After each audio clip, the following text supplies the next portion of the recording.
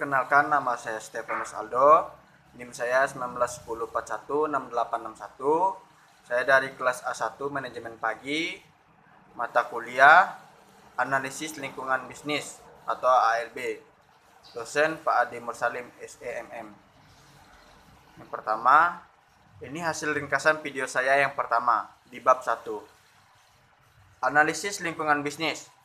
Adanya analisis lingkungan bisnis untuk kita dapat mengidentifikasi adanya peluang-peluang atau opportunity dalam bisnis.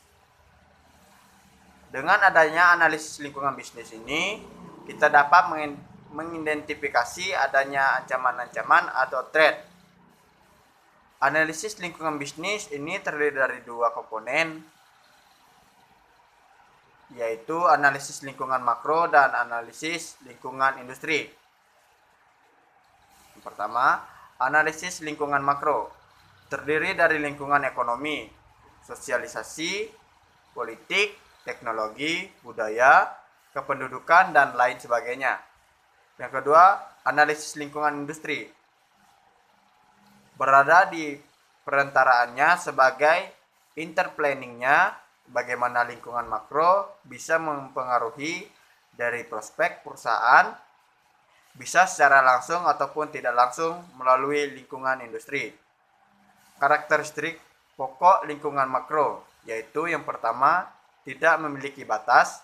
Yang kedua, memberikan sinyal yang lemah, karena perubahan yang terjadi susah untuk diprediksi. Yang ketiga, memiliki sifat yang tidak bisa dikendalikan. Cara membangun kepekaan perusahaan, yaitu perusahaan harus tanggap akan perubahan selera konsumen. Perusahaan juga harus peka terhadap pesaing agar tidak kalah dalam persaingan. Pendekatan analisis lingkungan makro yang bersifat reguler atau teratur atau continue. Ciri-ciri yang tidak reguler itu misalnya dadakan. Misalnya ada perubahan A secara dadakan, kita lakukan analisis. Jika sifat reguler artinya periodik atau teratur, atau bisa juga secara kontinu atau terus-menerus terjadi. Di video ringkasan saya yang kedua, bisnis dan lingkungannya. Naskah Budi Setiawan SEMMSI, penalang materi Ami Pujiwati SEMSI. Pengertian bisnis. Yang pertama, sebuah kegiatan atau usaha. Yang kedua, aktivitas terpadu yang meliputi pertukaran barang, jasa, atau uang yang dilakukan oleh dua pihak atau lebih dengan maksud memperoleh manfaat maupun keuntungan. Orientasi bisnis. Orientasi bisnis berdasarkan kegiatan utamanya. Yang pertama ada orientasi organisasi bisnis. Yang kedua, organisasi nirlaba atau non-profit. Orientasi bisnis memiliki orientasi dan tujuan utama adalah mendapatkan laba atau keuntungan, meningkatkan kekayaan investor sebagai hasil penanaman modal. Setelah itu, kurangnya biaya-biaya yang terhubung dengan penanaman modal tersebut. Selanjutnya, organisasi nirlaba atau non-profit lebih berorientasi dan bertujuan pada kepentingan sosial dan manfaat bagi masyarakat umum. Misalnya, yayasan pendidikan dan sosial, lembaga pembantuan hukum, lembaga swadaya, masyarakat, dan lain sebagainya. Maksud dan tujuan bisnis. Yang pertama, memenuhi kebutuhan dan keinginan konsumen. Yang kedua, keuntungan usaha. Yang ketiga, mempertumbuhkan dan memperkembangkannya yang berkelanjutan. Bisnis yang dijalankan harus memiliki pandangan atau visi yang jauh ke depan, atau dengan kata lain, bisnis harus bersifat visioner, tidak hanya sekedar dan namun juga harus berorientasi perubahan dan memperkembangannya selanjutnya. Yang keempat, mengatasi berbagai risiko. Yang kelima, tanggung jawab sosial. Aktivitas bisnis selain dimaksudkan keuntungan atau laba juga dapat sebagai bentuk tanggung jawab sosial dengan membukakan lapangan pekerjaan bagi orang lain. Dengan kata lain, bisnis mampu memberikan manfaat positif bagi masyarakat sekitar. Lingkungan bisnis. Yang pertama, lingkungan internal. Yang kedua, ada lingkungan eksternal. Di lingkungan eksternal, sumber daya manusia dan fisik yang mempengaruhi kinerja bisnis secara langsung. Selanjutnya, sebagai lingkungan yang dapat dikendalikan oleh orientasi. Yang pertama, karyawan, tenaga kerja atau sumber daya manusia atau SDM. Yang kedua, manajemen, keahlian atau pengelolaan. Yang ketiga, pemegang saham. Yang keempat, modal dan peralatan fisik. Misalnya dana, mesin, dan gedung. Yang kelima, ada informasi. Dan di dalam lingkungan eksternal, yang pertama, institusi atau kekuatan luar yang potensi mempengaruhi kinerja organisasi.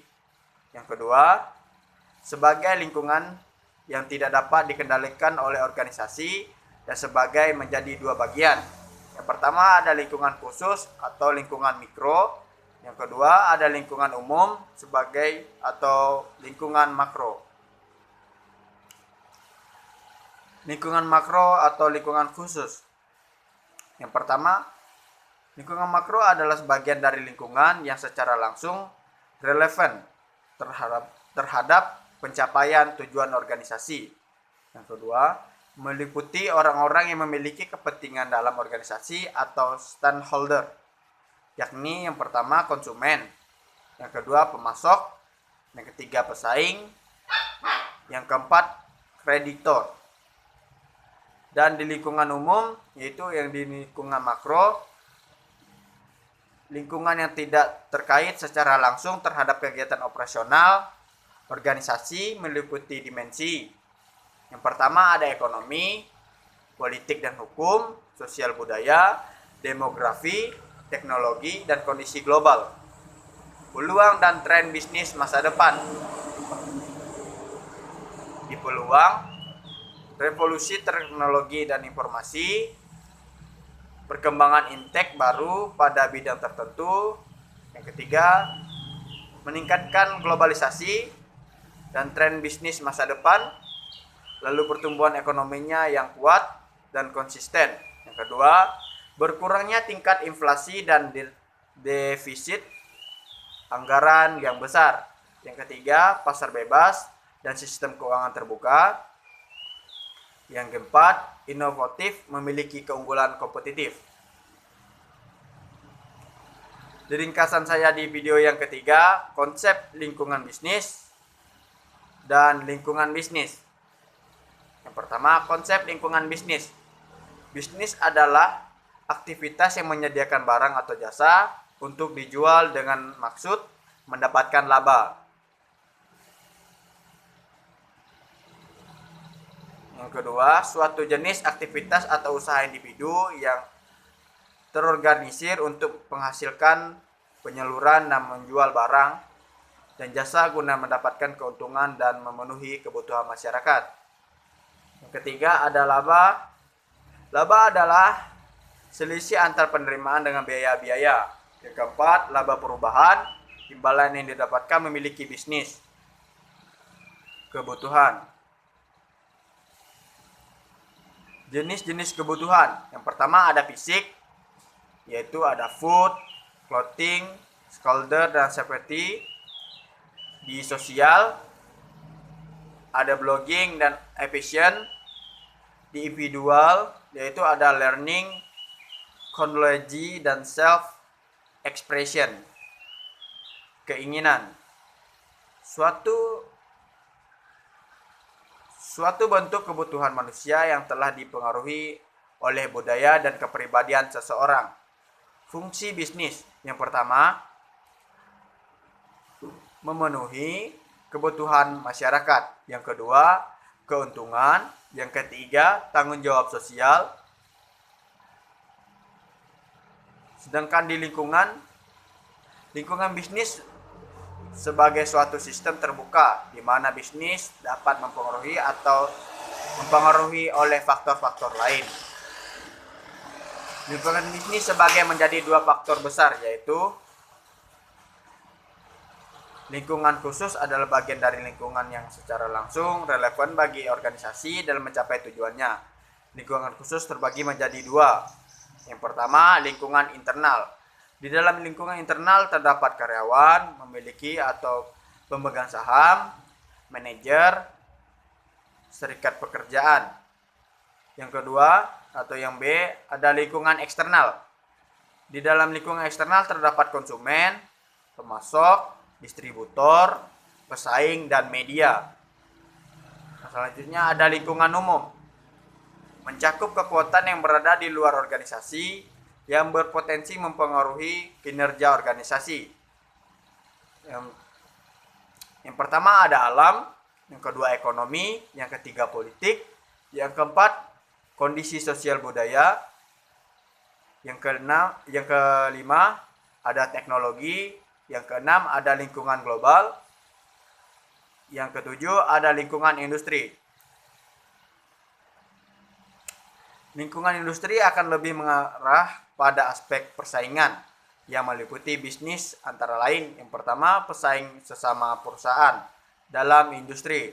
Dampak dari adanya persaingan, yang pertama, perebutan pasang pasar atau market share. Yang kedua, perebutan sumber daya produksi yang terbatas. Yang kedua, ancaman dari produktivitas penggantian barang subsidi. Baik, hanya ini hasil ringkasan saya dari 3 video di bab pertama. Terima kasih.